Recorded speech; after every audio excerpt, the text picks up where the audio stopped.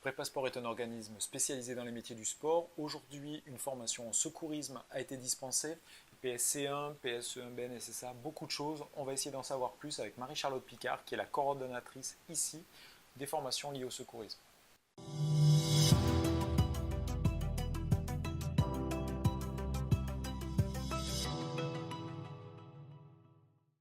Prépasport propose plusieurs formations dans le secourisme, donc plusieurs niveaux, PSC1, PSE1 et tout ce qui est recyclage donc pour les formations PSE1 également. Alors commençons par le PSC1. Oui. PSC1, il sert à quoi ce diplôme? Alors, prévention, secours civique de niveau 1, donc c'est 7 heures de formation. Ce diplôme, c'est pour rentrer en fait, notamment donc là sur nos formations BPGEPS. PSE1, donc prévent tout ce qui est premier secours en équipe de niveau 1. C'est un diplôme plus professionnel, donc c'est 39 heures de formation. Et donc c'est réservé plus là pour une formation BNSSA, il est obligatoire, et également sur tout ce qui est BPGEPS, activités aquatiques de la natation.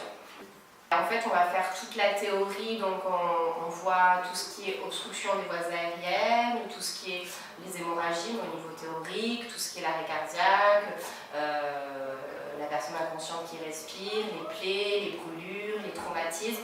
Mais on fait d'abord tout ça sous forme de théorie, une étude de cas, on leur explique tout. Et après, comme on a pu le voir également, on fait tout ça sous forme de démonstration justifiée.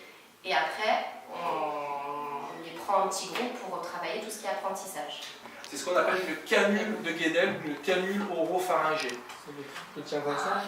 Alors, c'est une petite canule plastique avec un rebord un peu plus épais, et ça va venir plaquer la langue, d'accord, puisqu'on voit bien, d'accord, que la langue qui va être là va être plaquée. Et par contre, avec mon dispositif qui est creux ici, ça permet, lorsque je vais envoyer de l'air, de passer tout en plaquant la langue.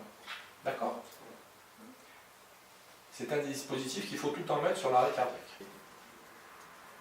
Donc, je suis un professionnel des services de secours, ça fait 24 ans que je fais ça dans mon métier, et j'interviens au sein de Prépasport dans le cadre associatif de la Fédération nationale des métiers de la natation et du sport. D'accord, on a vu tout à l'heure des cas concrets qui étaient faits à l'extérieur. Est-ce que c'est important dans la formation? Ça représente un gros volume de formation? Ça représente autant que les cours, je dirais, en salle, puisque c'est l'application et ça se permet donc aux personnes de toucher le matériel, de l'appliquer pour pouvoir se sentir à l'aise le jour où ça va se passer. Est-ce qu'il y a des modules de formation qui sont un petit peu plus importants que les autres ou ils ont tous la même valeur dans cette formation? Ils ont tous la même valeur. Il est vrai que les modules qui interviennent et qui menacent la vie au plus près, je dirais, de ce qui pourrait se passer, comme les volumes concernant l'arrêt cardiaque, l'inconscience, les divers traumatismes, peuvent, je dirais, être un peu paralysants pour les gens qui ne seraient pas suffisamment formés. Et c'est là qu'on veut, moi avec mon expertise de professionnel et Marie-Charlotte avec son activité, je dirais, d'enseignement et d'être professionnel de la natation, nous arrivons aux résultats escomptés pour les futurs personnels qui vont encadrer les activités aquatiques. Donc Marie-Charlotte, avec toutes ces formations complémentaires de secourisme, on peut également s'orienter vers un diplôme plus professionnel de sauveteur. Oui, tout à fait. Donc, on peut passer à un diplôme qui est le BNSSA, Brevet national de sécurité et de sauvetage aquatique, pour travailler dans tout ce qui est poste de secours donc en mer, et également tout ce qui est surveillance dans les piscines. Merci Marie-Charlotte pour toutes ces précisions. Pour plus de renseignements, www.prepasport.com.